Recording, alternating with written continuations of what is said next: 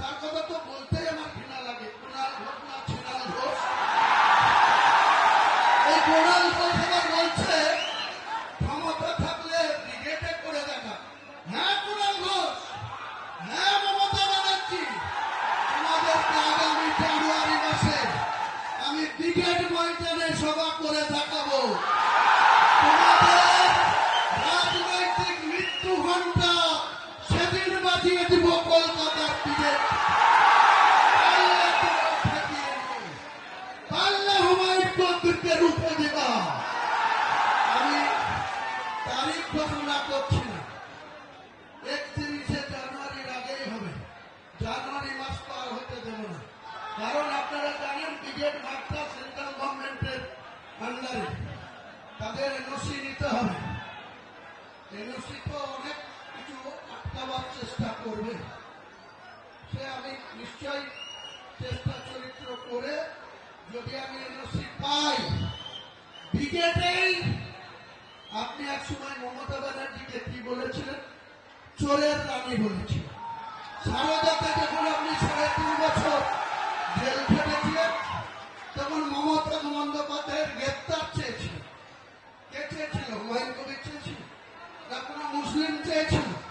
আপনি কুণাল ঘোষ চেয়েছিলেন, মমতাকে চোরের রানী বলেছিলেন। আমি বলিনি, হুমায়ুন কবির বলেনি, বাংলার কোন মুসলমান সম্প্রদায় মমতা বন্দ্যোপাধ্যায়কে চোর বলেনি, কিন্তু আপনারা বলেছিলেন। আর মমতা বন্দ্যোপাধ্যায় এত মনোবলিতে ভরা, যে যত বেশি গাল দেবে তার অত বেশি প্রমোশন হবে মমতা ব্যানার্জির কাছে। যে যত বেশি ওকে গাল দেবে। মমতা ব্যানার্জি, বুদ্ধবাবু আজকাল পৃথিবীতে নেই। বুদ্ধবাবু আপনার মতো 11 বছর মুখ্যমন্ত্রী ছিল, আর জ্যোতিবাবুর মন্ত্রিসভায় দীর্ঘদিন পুলিশ মন্ত্রী, অন্যান্য সাংস্কৃতিক দপ্তরের মন্ত্রী ছিল। তার কি অবস্থা? তার একটা মাত্র মেয়ে, তার স্ত্রীর নাম মীরা ভট্টাচার্য। তিনারা কোন জায়গায় থাকতেন? বালিগঞ্জ একটা সরকারি ছোট্ট ফ্ল্যাটে, যেখানে কংগ্রেস নেতা প্রদীপ ভট্টাচার্য থাকে, বুদ্ধবাবু থাকতেন। আজকে আপনি বলেন 17 প্রতীক 30B হরিস্টেটের ডিস্ট্রিক্টে আপনার কতটা, আপনার বাবার নামে কতটা সম্পত্তি ছিল?